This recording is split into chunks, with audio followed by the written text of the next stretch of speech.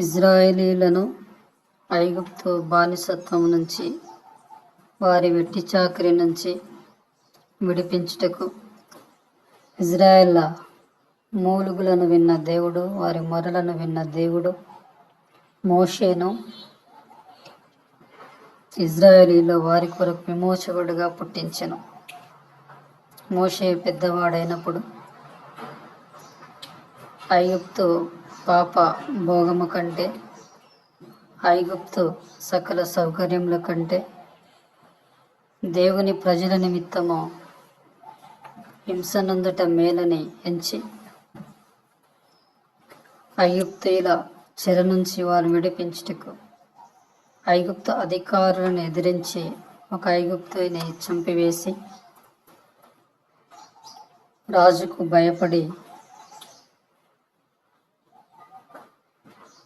ఐగుప్తుని చంపిన కారణం చేత అతడు మిథ్యాను దేశానికి పారిపోవలసి వచ్చింది.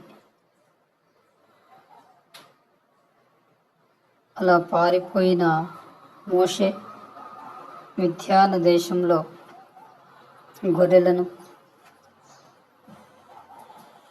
మేపుతూ 40 సంవత్సరములు ఆ దేశంలో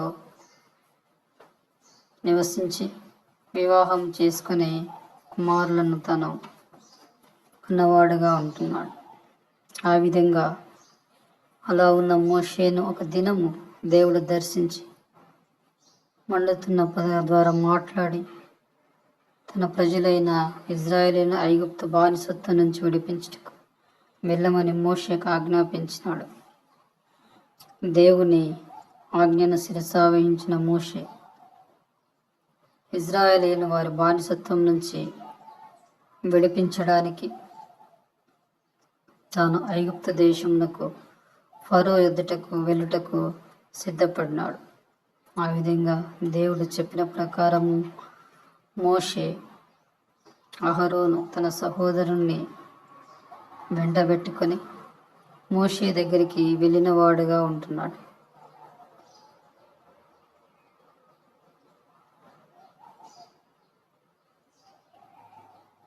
ఫరో రాజు దగ్గరికి వెళ్ళిన మోషే అహరోనుతో పాటు తన ప్రజలైన ఇజ్రాయేలీలను విడిపించమని దేవుడు చెప్పినాడని, ఫరో వారిని విడిపించమని చెప్పినప్పుడు ఫరో అందుకు అంగీకరించాడు. అయితే మోషే తన దండమును కింద వేసినప్పుడు అది పాముగా మారడము, ఐగుప్తి మాంత్రికులు కూడా తమ కర్రలను పాములుగా చేయడము, దాన్ని చూసిన ఫరో హృదయం కఠినమైపోయి మోషేను అక్కడి నుంచి వెళ్ళగొట్టడం జరుగుతుంది.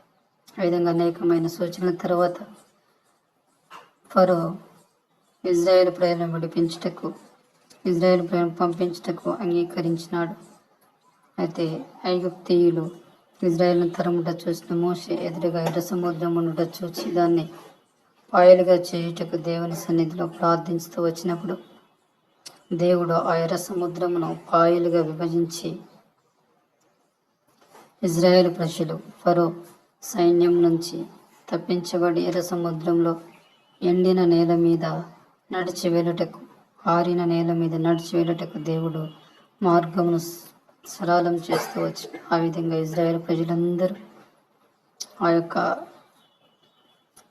పాయలైన ఎర్ర సముద్రంలో ఆరిన నేల మీద సురక్షితముగా అద్దరికి చేరిన వారుగా ఉంటున్నారు. ఈ విధంగా దేవుని దాసుడైన మోషే దేవుని సహాయంతో ఇజ్రాయేల్ పైన క్షేమంగా ఎర్ర సముద్రంను దాటించినాడు. ఆ విధంగా మోషే ఇజ్రాయేల్ ప్రజల నిమిత్తం వారందరినీ దేవుని సన్నిధిలో నిందారహితులు నడిపించుటకై దేవుని దగ్గర నుంచి ఆజ్ఞలను పొందినవాడుగా ఉంటున్నాడు. 10 ఆజ్ఞలు దేవుని యొద్ద నుంచి పొంది ఇజ్రాయేల్ ప్రజలకు వివరించుటకై తాను ఆ యొక్క పర్వతం నుంచి తాను ప్రజల యొద్దకు వచ్చి వారికి 10 ఆజ్ఞలను వివరించిన వాడుగా ఉంటున్నాడు. ఈ విధంగా దేవుడు తన ప్రజలైన ఇశ్రాయేలు ప్రజలను ఐగుప్తు బానిసత్వం నుంచి విడిపించుటకు మోషేను ఏర్పరచుకొని చివరిగా తన ఉద్దేశాన్ని